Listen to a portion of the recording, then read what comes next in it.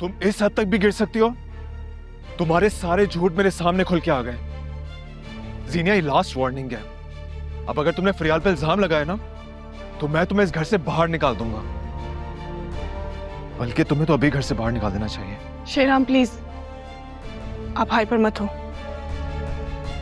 कुदरत हमेशा मुझे इसके शर से बचाती आई है, यही काफी है मेरे लिए। आप चलिए मेरे साथ, चलें। तुम्हें देख के लग तो नहीं रहा कि तुम्हारे सर में दर्द है। दर्द सर में नहीं, दिल में। शहराम, आपके बगैर मेरा वक्त कैसे गुजरता है, कोई इस बात का अंदाजा भी नहीं है। क्यों मेरे साथ ऐसा बिहेव कर रहे हैं? क्या इतनी बेरुखी अच्छी बात है? सीनिया, मुझे इस तरह की ड्रामेबाजी बिल्कुल पसंद नहीं है। मेरी मोहब्बत आपको ड्रामेबाजी लगती है?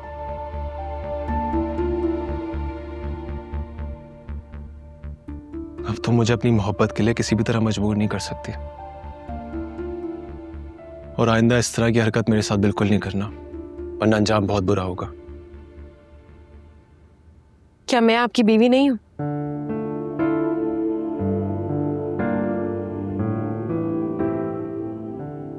मेरी बीवी अब सिर्फ फरियाल है,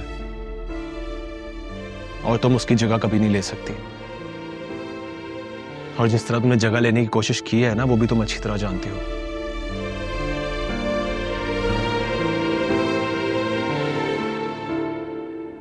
आप मेरा दिल दुखा रहे हैं, इसके लिए खुदा आपको कभी माफ नहीं करेगा।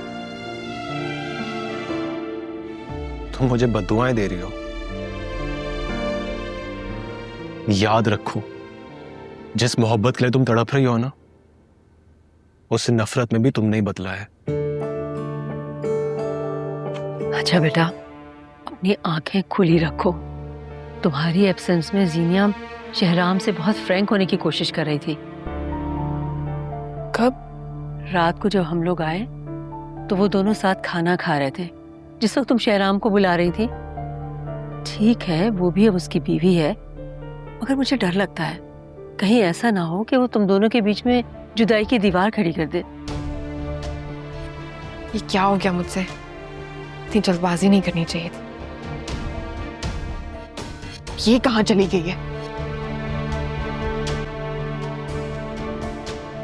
शहराम मर्द है, और मर्द कब तक रेजिस्ट कर सकता है? देखो बेटा, दूसरों पर एतबार करके उन्हें इतनी स्पेस मत दो कि वो तुम्हारे कदमों के नीचे से तुम्हारे हिस्से की जमीन भी छीनने की कोशिश करें।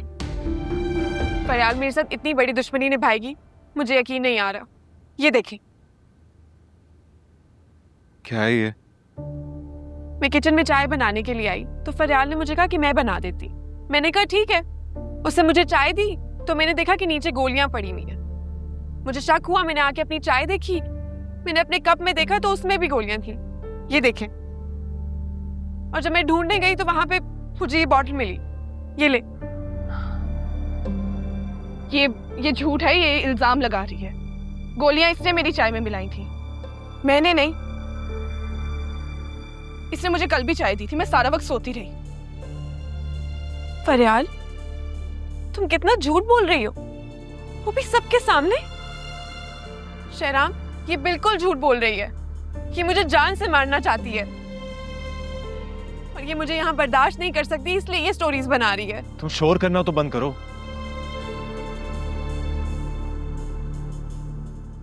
ये दवा तो यहाँ कोई यूज नहीं करता, कौन लाए फार्मेसी से?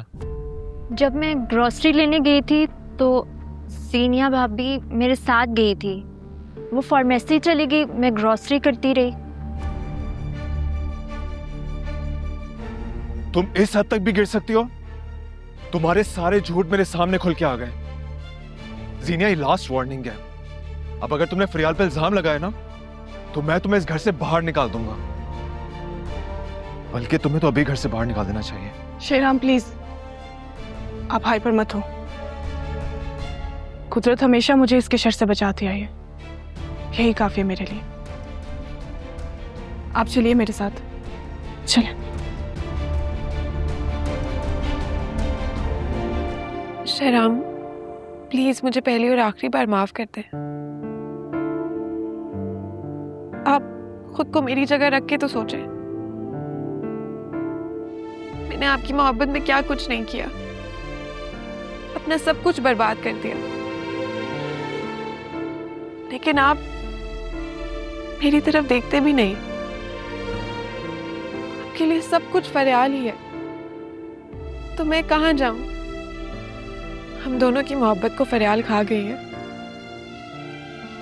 अगर आप मुझे बीवी के हकूक दें तो मैं फरियाल के साथ दुश्मनी क्यों निभाऊं? मैं सुबह से कमरे में अकेली बंद हूं। आंटी ने मुझे किचन में जाने से भी मना कर दिया। मैं क्या करूं शहराम, मैं कहाँ जाऊं?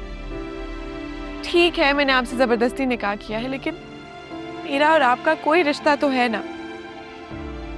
इस रिश्ते का लिहाज करें प्लीज शहराम, वरना मैं खुद को खत्म कर दूंगी। मुझसे अब और जिल्लत बर्दाश्त नहीं होती। इस घर में हर कोई एक तरफ है और मैं एक तरफ। मैं बिल्कुल अकेली रह गई हूँ शहराम।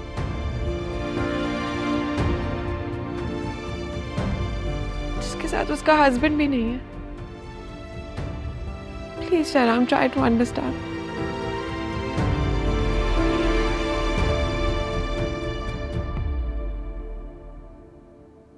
मामा खाना खाएं, जीनिया ने माफी मांग लिया। और तुमने इसे माफ कर दिया? घर के सुकून के लिए करना पड़ता है। इसकी माफियों तलाफियों और झूठ फरेब में तुम आ सकते हो, मैं नहीं आऊंगी।